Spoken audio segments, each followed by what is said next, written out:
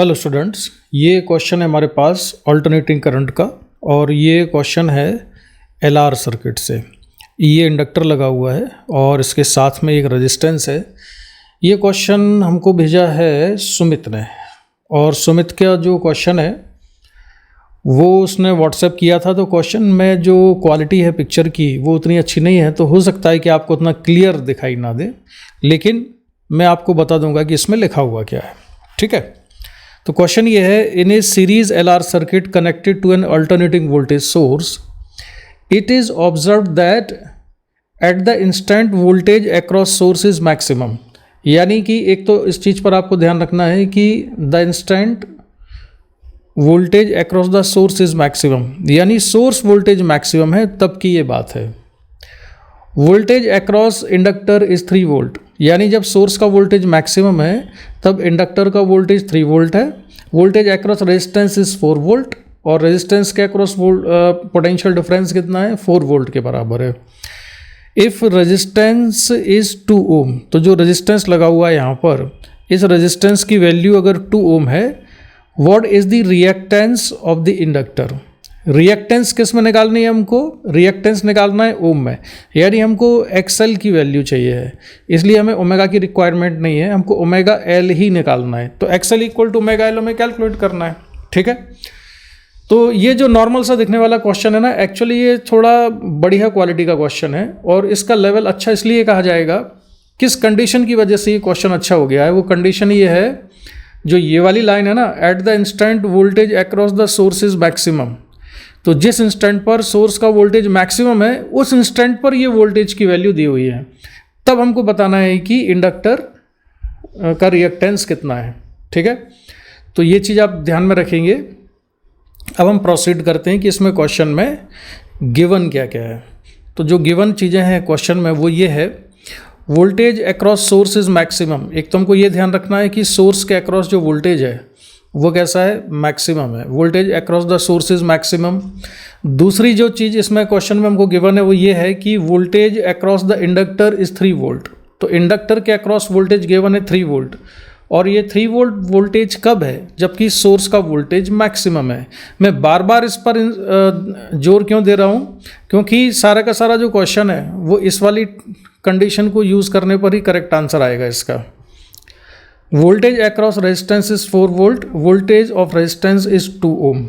ठीक है, ये वो चीज़ें हैं जो कि क्वेश्चन में गिवन है। अब हम आते हैं सॉल्यूशन की डायरेक्शन में। तो हमने मान लिया कि सपोज अप्लाइड वोल्टेज और source voltage is V equal to V naught sine omega t. V equal to V naught sine omega t ये अप्लाइड वोल्टेज या सोर्स वोल्टेज है। और ये सोर्स वोल्टेज मैक्सिमम कब होगा, ये सोर्स वोल्टेज मैक्सिमम तब होगा जब ओमेगा टी की वैल्यू π/2 के बराबर हो। तो ये कंडीशन मैंने यहाँ पर लिख दी है कि source voltage will be maximum when omega t equal to π/2। ठीक है, चलिए अब हम आगे बढ़ते हैं। अब अगर करंट की पीक वैल्यू सर्किट में I0 के बराबर है, तो पीक वैल्यू I0 को कितना लिखा जा सकता है, V0/Z लिखा जा सकता है, जिसमें Z क्या है, सर्किट का इम्पीडेंस है। तो V0/Z को हम I0 लिख सकते हैं। ये मैंने करंट की पीक वैल्यूज़ लिखी हैं और ये वोल्टेज की पीक वैल्यू है। अब यहाँ से आगे बढ़ते हैं, तो करंट को हम किसी इंस्टेंट पर, यानी कि as a function of time, circuit में करंट को कैसे लिखा जा सकता है, करंट को लिखा जा सकता है I equal to I0 sine omega T minus phi. अब ध्यान दो कि यहाँ पर मैंने sine omega T minus phi क्यों किया है, इसलिए किया है क्योंकि जो वोल्टेज मैंने एज्यूम किया है अप्लाइड वोल्टेज वो है V equal to V naught sine omega t के बराबर। अगर voltage V naught sine omega t है और सर्किट LR सर्किट है, तो हम ये जानते हैं कि इंडक्टर में वोल्टेज आगे चलता है तो करंट पीछे चलेगा। तो करंट फेज़ में कितना पीछे चल रहा है, उस फेज़ को मैंने अभी फाई लिख लिया है, उसकी वैल्यू नहीं लिखी है, तो इसलिए मैंने करंट को पीछे कर दिया है सर्किट में। और करंट जो है इसमें तीनों एलिमेंट्स में सेम होगा, सेम फेज में होगा, क्योंकि ये सीरीज कॉम्बिनेशन में लगे हुए हैं, यानी इंडक्टर, रजिस्टर और सोर्स तीनों में जो करंट फ्लो कर रहा है, करंट सेम फेज में होगा। ठीक है, लेकिन करंट वोल्टेज से पीछे होगा, इसलिए उसको मैंने लिख दिया है ओमेगा टी माइनस फाई।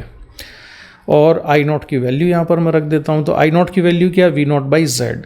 तो I equal to V0/Z into sine omega T minus phi. तो एक ये इंपॉर्टेंट रिलेशन है जो कि सोल्यूशन में एक इंपॉर्टेंट रोल प्ले करेगा।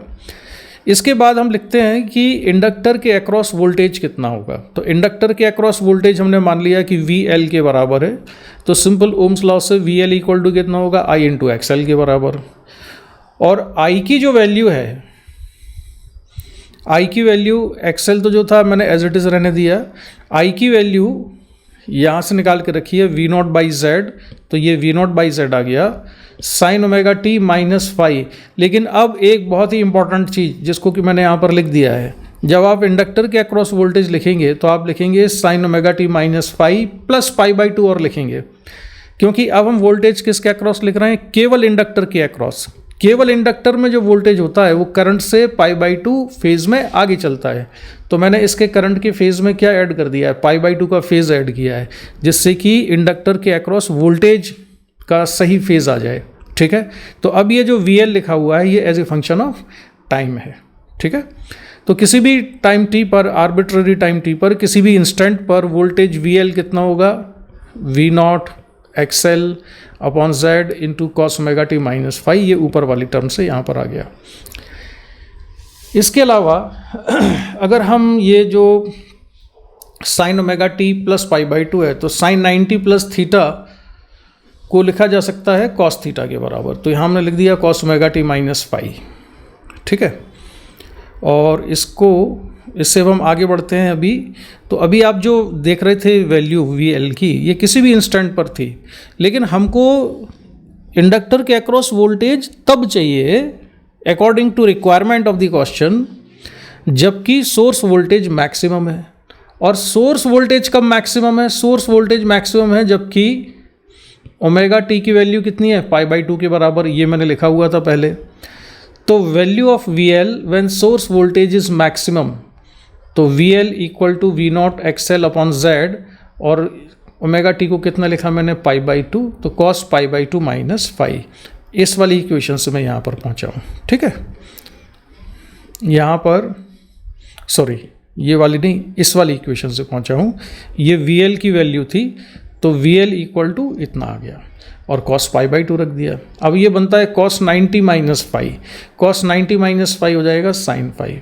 तो अब ये इंडक्टर के अक्रॉस वोल्टेज हमने लिखा, ये कब लिखा है वोल्टेज, जबकि सोर्स वोल्टेज मैक्सिमम है। और सोर्स वोल्टेज कब मैक्सिमम था, जबकि ओमेगा टी की वैल्यू पाई बाई टू के बराबर थी। तो ये काफ़ी इंटरेस्टिंग कंडीशन है। अब सिमिलरली अब हम निकालते हैं कि जो रेजिस्टेंस है उस रेजिस्टेंस के अक्रॉस वोल्टेज कितना है, किस समय पर, जबकि सोर्स वोल्टेज मैक्सिमम है या अप्लाइड वोल्टेज मैक्सिमम है। तो सिंपली हम वैसे ही ओम्स लॉ से अप्रोच करते हैं। तो V R equal to I into R हो गया, रेजिस्टेंस के अक्रॉस वोल्टेज कितना हो गया, करंट इंटू रेजिस्टेंस के बराबर। और वी आर इक्वल टू, अब मैं आर को तो ऐसे ही रहने देता हूँ, आई की वैल्यू सब्स्टिट्यूट की हमने, आई की वैल्यू यहाँ से निकाली है। ठीक है, इसको हमने यहाँ पर रख दिया, तो ये हो जाएगा I naught R sine omega T minus phi. लेकिन हमको वी आर की वो वैल्यू चाहिए जबकि सोर्स वोल्टेज मैक्सिमम था, और सोर्स वोल्टेज का मैक्सिमम था जबकि omega T pi by to के बराबर है। तो अब हमने इसको पाई बाई टू रख दिया। तो V R equal to I naught R sine pi by two minus phi, sine 90 minus phi कितना हो जाएगा, कॉस फाई। तो V R equal to I naught R cos phi. अब इसमें आई नॉट की वैल्यू और रख देते हैं, आई नॉट की वैल्यू थी वी नॉट बाई जेड के बराबर। तो आई नॉट की वैल्यू और हमने सब्स्टिट्यूट कर दी इसमें, तो यहाँ से वी आर आ जाता है V naught R by Z into cos phi. अब हमारे पास दो इक्वेशन आ गई हैं जिससे कि क्वेश्चन सॉल्व हो जाएगा। एक ये इक्वेशन है जो कि इंडक्टर के अक्रॉस वोल्टेज बताती है, और ये कब है इंडक्टर के अक्रॉस वोल्टेज, जबकि सोर्स वोल्टेज मैक्सिमम है। और ये रेजिस्टेंस के अक्रॉस वोल्टेज जबकि सोर्स वोल्टेज मैक्सिमम है। तो अब हम इक्वेशन 1 को डिवाइड कर देते हैं 2 से, तो रिलेशन बनेगा V L upon V R equal to V L upon V R equal to ये सारा, और इसको हम सिंप्लीफाई करते हैं। सिंप्लीफाई करने के बाद हमारे पास बचेगा यहाँ पर ये sine phi upon cos phi है, तो यहाँ पर टेन फाई और बचेगा। टेन फाई क्या होता है, फेज डिफरेंस होता है करंट और वोल्टेज के बीच में, और करंट और वोल्टेज के बीच में फेज डिफरेंस को लिखा जा सकता है एक्स एल अपॉन आर। तो एल आर सर्किट में आप सभी जानते हैं tan phi X L by R होता है। अब ये VL/VR और इसमें से कुछ चीज़ें कैंसिल हो जाएंगी, V0 से V0 कैंसिल हो जाएगा और Z से Z कैंसिल हो जाएगा, तो ये बचा XL/R, तो ये XL/R है, ठीक है। और ये XL/R है और ये 10φ की वैल्यू XL/R है, ठीक है। तो इसको और सिंप्लीफाई कर दें तो ये हो जाएगा XL² = VL/R² और इसको जो वैल्यूज़ हमको क्वेश्चन में गिवन थी उन वैल्यूज़ को रखने के बाद हमारे पास XL की वैल्यू हो जाती है √3 and this is the answer of this question. तो कौन सा ऑप्शन करेक्ट है इसका? तो इस क्वेश्चन का जो ऑप्शन करेक्ट है वो है ये वाला, यानी कि 4th option is correct. 4th option correct है। तो सुमित, जो तुम्हारा डाउट था और जो तुमने सोल्यूशन भेजा है उसमें डिफरेंस ये है कि आपने इस कंडीशन का यूज़ नहीं किया क्वेश्चन को सॉल्व करते समय कि eight the instant voltage across the source is maximum, यानी कि ये सारी चीज़ें तब दी हुई हैं जब सोर्स के अक्रॉस वोल्टेज मैक्सिमम है, तब है ये। तो जो जनरल सोल्यूशन होता है क्वेश्चन का उससे थोड़ा अलग हट के ये क्वेश्चन है और ये इस क्वेश्चन को आप एडवांस लेवल की कैटेगरी में रख सकते हो, ठीक है, क्योंकि जेईई मेंस में इस लेवल का क्वेश्चन नहीं पूछा जाता है, ये एडवांस के लेवल का आप मान सकते हो। और अगर मेंस में पूछा गया तो फिर उसके लेवल मेंस के पॉइंट ऑफ व्यू से तो ये बहुत ही अच्छे लेवल का क्वेश्चन कहलाएगा। तो इसी के साथ मैं सुमित इसका डिस्कशन कंप्लीट करता हूँ। मुझे लगता है कि तुमको समझ में आ गया होगा। इसके बाद भी अगर तुम्हें कोई डाउट रहता है तो तुम मैसेज कर सकते हो, ठीक है। Bye bye.